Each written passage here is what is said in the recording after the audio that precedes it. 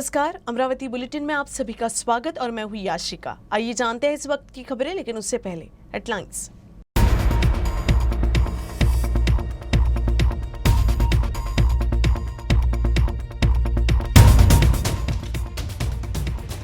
अमरावती मनपा का बजट पेश। बजट में स्वास्थ्य सेवा के लिए सबसे अधिक 34.57% का आवंटन, जबकि शिक्षा पर प्रशासन का 17.93% होगा खर्च। अमरावती में बीटेक के छात्र ने खुदकुशी की। फीस नहीं भरने पर परीक्षा से वंचित रखे जाने से दुखी था छात्र। कॉलेज प्रशासन पर कार्रवाई की मांग। और अमरावती में जायका मोटर्स में अज्ञात चोर ने लगाई सेल। 8 लाख रुपए पर किया हाथ साफ।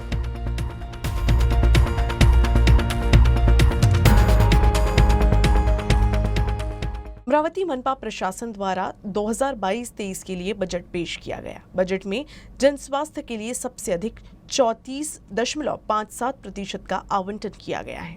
स्वास्थ्य व्यवस्था को बेहतर बनाने पर विशेष जोर दिया जाएगा। साथ ही शिक्षा के लिए भी 17.93% प्रावधान किया गया है। अमरावती मनपा प्रशासन ने वित्तीय वर्ष 2022-23 के लिए का बजट पेश किया है। संपत्ति कर, अन्य करों के साथ साथ वाणिज्यिक परिसरों में किराए से मनपा को 305 करोड़ 1 लाख रुपए राजस्व है, जबकि राजस्व व्यय 302 करोड़ 96 लाख रुपए है। इस तरह से मनपा के पास 2 करोड़ 5 लाख रुपए बचेंगे। नए वित्तीय वर्ष में मनपा को कुल 605 करोड़ 94 लाख व्यय और 454 करोड़ 92 लाख रुपए की आमदनी का अनुमान है। मनपा अपनी आमदनी बढ़ाने के लिए संपत्ति कर बढ़ा रही है, जिससे संपत्ति धारकों पर अतिरिक्त बोझ पड़ेगा। कमर्शियल कॉम्प्लेक्स, बाजार व अन्य लीज एग्रीमेंट के नवीनीकरण के अलावा मनपा इस साल बकाया की वसूली को भी प्राथमिकता देगी। केंद्र एवं राज्य सरकारों से विभिन्न योजनाओं के अंतर्गत धनराशि प्राप्त कर शहर में विकास कार्यों को पूरा करने के लिए मनपा के कोष पर पड़ने वाले दबाव को भी कम करने का प्रयास किया जाएगा। इसके साथ ही पिछले 2 साल में बचे हुए कई कामों को पूरा करने पर फोकस करेगा। मनपा आयुक्त ने कहा कि मनपा की आर्थिक स्थिति खराब होने के कारण मुख्य उद्देश्य मनपा की आय में वृद्धि कर स्थिति में सुधार करना है। बजट में स्वास्थ्य और स्वच्छता पर जोर देने के अलावा महिला शौचालयों के लिए भी प्राथमिकता दी गई है। सर्वात जास्त आपण तरतुदी केलेली आहे ही आरोग्याच्या सोयीसुविधावर केलेली आहे। यामध्ये शहरी स्वच्छता, पुन्हा नंतर जे काही दवाखाने आहेत, आमच्याकडे 13 UPSC आहेत, UPSCचे बळकटीकरण, नवीन दवाखाना तयार करणे, जसं तारखेड्याचं आहे, मोदी दवाखान्याचं बळकटीकरण करणे आहे। दवाखान्यामध्ये साहित्य, इक्विपमेंट्स, मेडिसिन्स हे उपलब्ध करून देणं आहे। या सगळ्या गोष्टीची तरतूद आपण यावर्षी केलेली आहे। त्याचबरोबर सर्वात मोठा दुसरा महत्त्वाचा मुद्दा असा आहे की शिक्षण विभागासाठी आपण जवळपास 18% तरतूद आपण केलेली आहे। जसे की आरोग्य सेवेसाठी मी आपल्याला म्हटले की सुमारे 35% तरतूद आपण निधीची तरतूद केलेली आहे। आणि त्याचप्रमाणे शिक्षणाच्या बरोबरच जी स्ट्रीट सेफ्टी आहे, रस्ता सुरक्षा आणि रस्त्यावरील जे फर्निचर, ज्याच्यामध्ये आपण झेब्रा क्रॉसिंग आले, डिवायडर आले, डिवायडरचे पट्टे आले, सिग्नल आले, सिग्नलिंगची व्यवस्था आली, पार्किंग आली, या सगळ्यासाठीही आपण यावर्षीच्या अंदाजपत्रकामध्ये भरीव तरतूद केलेली आहे। त्याचबरोबर अग्निशामक यंत्रणा बळकटीकरण करणे, अपारंपरिक ऊर्जा स्रोत आहेत जसे की सोलारचे सिग्नल, इलेक्ट्रिकल व्हेकलचे चार्जिंग पॉईंट उभे करणे, सोलार बिल्डिंग, सोलारवर चालणारी बोरवेल, गार्डनची सगळी लाईट सोलारवर करणे, अशा गोष्टीसाठीही आपण यावर्षीच्या अंदाजपत्रकामध्ये भरीव तरतूद केलेली आहे। याचबरोबर महानगरपालिकेच्या शाळा, या शाळाचं बांधकाम करणे, नवीन शाळा बांधणे, शाळांच्या आहेत त्या शाळांची दुरुस्ती करणे, त्यांच्यामध्ये त्यांचा शिक्षणाचा दर्जा सुधारण्यासाठीचे जे प्रयत्न करणे, तसेच पूर्व प्राथमिक सुविधा उपलब्ध करून देणे, आपण त्याला बालवाड्या म्हणतो, ह्यासाठीही भरीव तरतूद सुमारे 4 कोटीची तरतूद आपण यावर्षीच्या अंदाजपत्रकामध्ये आपण केलेली आहे। अमरावती में एक छात्र ने फांसी लगाकर खुदकुशी कर ली। कॉलेज का फीस नहीं भरने पर परीक्षा से वंचित किए जाने से दुखी होकर छात्र ने खुदकुशी कर ली। इस मामले में कॉलेज प्रशासन पर गंभीर आरोप लगाए गए हैं। फीस नहीं भरने पर निजी स्कूल या कॉलेज में विद्यार्थियों को परीक्षा से वंचित रखने का मामला अब एक गंभीर मुद्दा बन गया है। स्कूल में तो अभिभावक अपने स्तर पर इस मामले को निपटाने का प्रयास कर रहे हैं, लेकिन कॉलेज में जब किसी छात्र को परीक्षा से वंचित किया जाता है तो वो उसके करियर में बाधा बन जाता है। कुल कुछ ऐसा ही अमरावती के Vasudha Deshmukh college of food and technology में पढ़ने वाले अनिकेत निर्गुणवार के साथ भी हुआ। अनिकेत बीटेक फाइनल ईयर का छात्र था, लेकिन कॉलेज की फीस नहीं भर पाने की वजह से उसे परीक्षा नहीं देने दिया गया, जिससे निराश होकर उसने खुदकुशी कर ली। इस घटना से उसके परिजन को काफी सदमा पहुंचा है। काल त्यांचा पेपर होता, पेपर हिसकून घेतला आणि त्याला पैसे मागे त्याला, तो आजचे आज पैसे दे म्हणून. तो माझ्याकडे आज पैसे नाही म्हणे, मला तारीख द्या म्हणे. त्यांच्याशी केव्हा त्याचं बोलणं झालेलं होतं? कोणाचं? मुलाचं काल बोलणं झालेलं आहे. तो रडत बाहेर निघाला, त्याला 2 तास 3 तास बाहेर ठेवलेला आहे. वहीं अब इस मामले में भाजपा प्रवक्ता शिवराय कुलकर्णी ने कॉलेज मैनेजमेंट पर कार्रवाई की मांग की है। एक अत्यंत दुर्दैवी आणि संतापजनक घटना घडलेली आहे। हे जे खाजगी शिक्षण सम्राट आहे, या सगळ्या शिक्षण सम्राटांनी गरीब विद्यार्थ्यांवर वरवंटा फिरवणं सुरू केलेलं आहे, मुलांच्या जीवाशी खेळणं सुरू केलेलं आहे।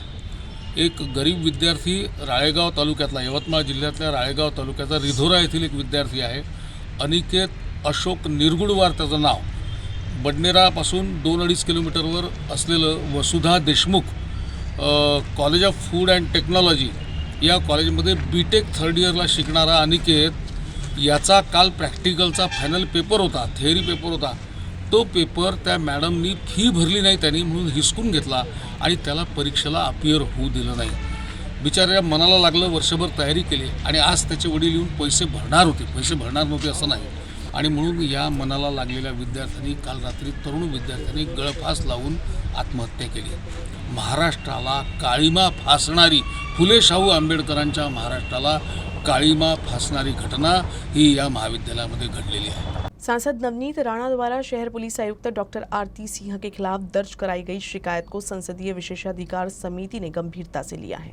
समिति ने राज्य के पुलिस महानिदेशक सहित वरिष्ठ पुलिस अधिकारियों को सुनवाई के लिए 6 अप्रैल को दिल्ली आने के आदेश दिए हैं। राज्य के पुलिस महानिदेशक रजनीश सेठ, मुंबई पुलिस आयुक्त संजय पांडे, अमरावती पुलिस आयुक्त डॉक्टर आरती सिंह, तत्कालीन डीसीपी शशिकांत सातव को 6 अप्रैल को दोपहर 3 बजे समिति कक्ष संसद विस्तारित भवन में उपस्थित होना होगा। इस संबंध में सांसद नवनीत राणा द्वारा दायर विशेषाधिकार उल्लंघन प्रस्ताव पर 50 से अधिक सांसदों ने हस्ताक्षर किए हैं और अब समिति 6 अप्रैल को अपनी अंतिम सुनवाई करेगी और अपनी रिपोर्ट लोकसभा में पेश करेगी।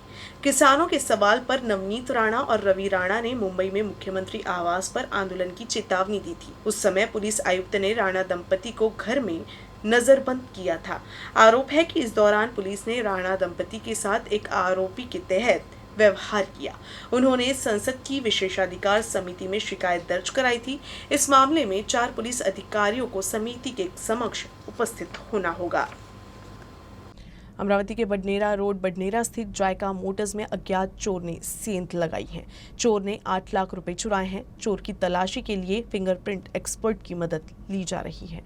अमरावती शहर के बडनेरा रोड पर जायका मोटर्स का शोरूम है। इस शोरूम में टाटा कंपनी की कार और स्पेयर पार्ट्स की बिक्री होती है। यहाँ रात को शोरूम बंद होने के बाद अज्ञात चोर स्लाइडिंग खिड़की हटाकर शोरूम में घुसा और कैश काउंटर से 8 लाख रुपए चुराकर वहां से भाग निकला। देर रात हुई इस चोरी का खुलासा अगले दिन शोरूम खोलने के बाद हुआ। पुलिस ने सीसीटीवी फुटेज के आधार पर चोर की तलाश शुरू कर दी है। बडनेरा पुलिस व क्राइम ब्रांच की टीम जायका मोटर्स में हुई चोरी की जाँच कर रही है। ऑटो डील व्यवसाय की आड़ में बाइक चोरी का धंधा करने वाले शातिर चोर को अमरावती पुलिस ने गिरफ्तार किया है। पकड़े गए चोर के पास से 15 बाइक बरामद की गई हैं। गिरफ्तार चोर चोरी की बाइक को अपने ही रिश्तेदार को झूठ बोलकर बेचता था। अमरावती शहर के चपरासीपुरा परिसर में रहने वाला अब्दुल वसीम ऑटो डील का व्यवसाय करता था, लेकिन इस व्यवसाय के आड़ में वो बाइक चोरी का काम करने लगा था।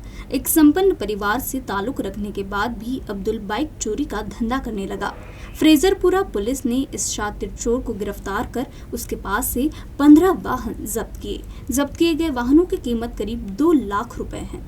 पुलिस के अनुसार ये चोर पहली बार पुलिस रिकॉर्ड में आया है। ऐसे में उम्मीद है कि इस चोर से चोरी के कई और मामलों के खुलासे होंगे। जब्त किए गए 15 वाहनों में से 7 फ्रेजरपुरा, 6 गाड़गी नगर, 1 बडनेरा और 1 कोतवाली थाने का था। वह पिछले 1 साल से बाइक चोरी कर रहा है। चोरी केलेल्या 15 मोटरसायकली जप्त केलेल्या आहे।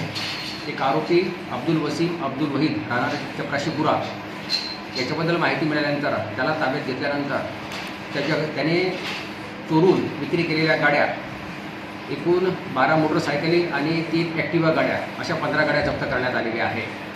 यापैकी 3 गाड्या गाडगेनगर पोलीस स्टेशनमधून चोरी केलेल्या आहेत, 5 गाड्या तेजपुरा पोलीस स्टेशनमधून आणि इतर 7 गाड्या ज्या आहेत त्या कुठून चोरी केलेल्या याचा तपास सुरू आहे।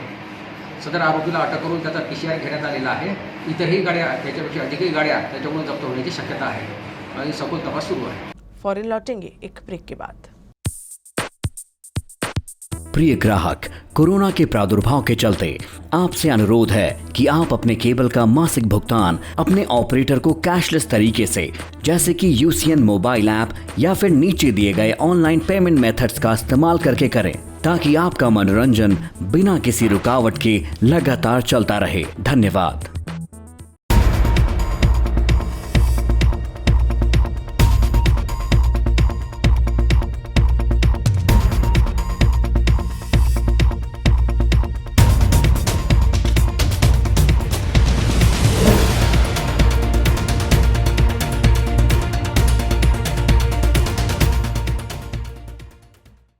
अमरावती के जिलाधिकारी कार्यालय के बाहर आंदोलन पर बैठे प्रकल्पग्रस्तों द्वारा भीषण गर्मी में बच्चों को आंदोलन में शामिल करना महंगा पड़ा है।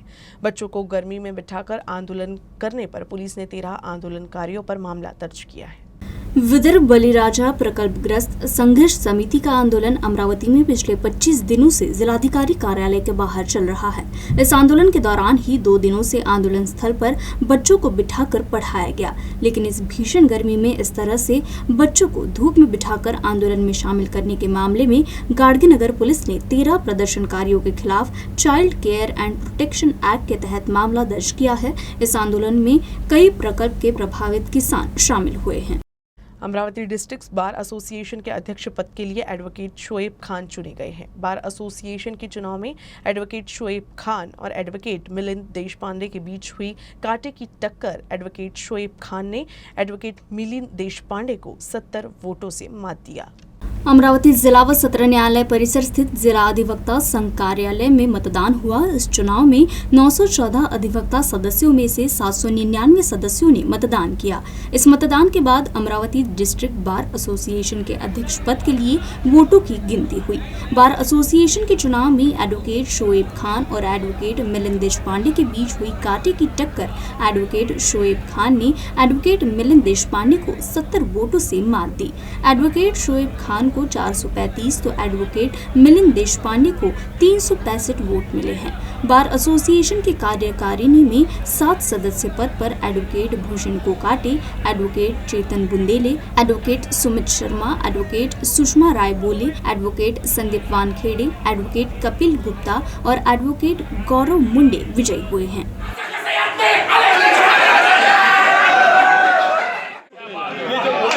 ये जो कोर्ट परिसर है ये एक परिवार होता है। हर वकील अलग अलग धर्म से, अलग अलग कास्ट से, अलग अलग फिरके से आता है, लेकिन जब वो कोर्ट के अंदर आता है तो वो अपने आप को एक परिवार के रूप में महसूस करता है। और ये जो परंपरा है इस बार की, मैं उसको कायम रखने की पूरी कोशिश करूँगा।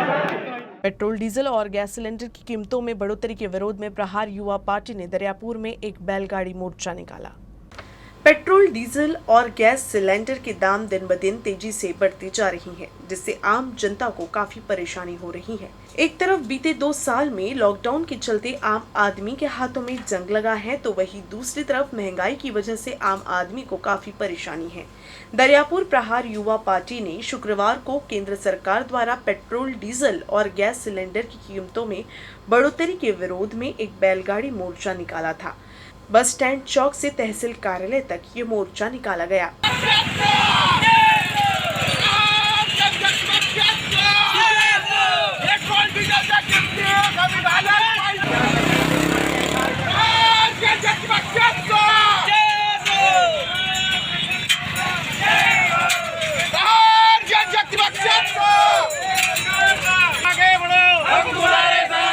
लंबित मांगों को लेकर तहसीलदार व उप तहसीलदार संघ ने आक्रामक रुख अख्तियार करते हुए शुक्रवार को राज्यव्यापी आंदोलन किया। इसके तहत अमरावती में शुक्रवार को तहसीलदार नीता लांबड़े के नेतृत्व में जिला कलेक्टर कार्यालय के सामने धरना दिया गया।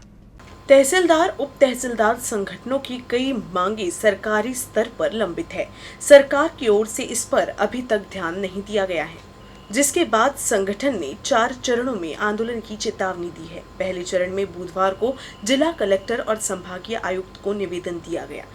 वहीं दूसरे चरण में शुक्रवार को संगठन ने कलेक्टर ऑफिस में प्रदर्शन किया। तीसरे चरण में 18 अप्रैल को विभागीय आयुक्त कार्यालय के सामने धरना दिया जाएगा। वही मांगे पूरी नहीं होने पर 4 मई से अनिश्चितकालीन हड़ताल की जाएगी।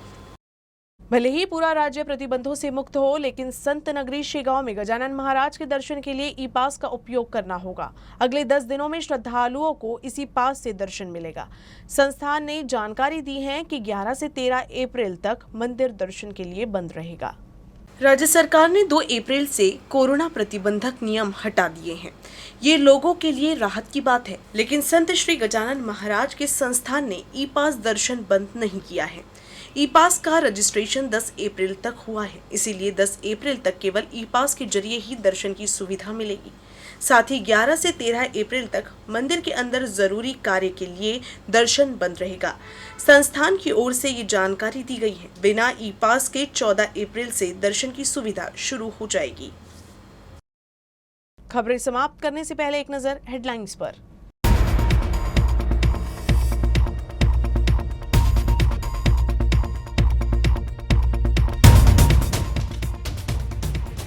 अमरावती मनपा का बजट पेश। बजट में स्वास्थ्य सेवा के लिए सबसे अधिक 34.57% का आवंटन, जबकि शिक्षा पर प्रशासन का 17.93% होगा खर्च।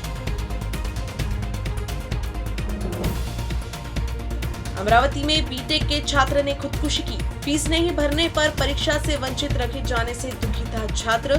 कॉलेज प्रशासन पर कार्रवाई की मांग। और अमरावती में जायका मोटर्स में अज्ञात चोर ने लगाई सेल। 8 लाख रुपए पर किया हाथ साफ।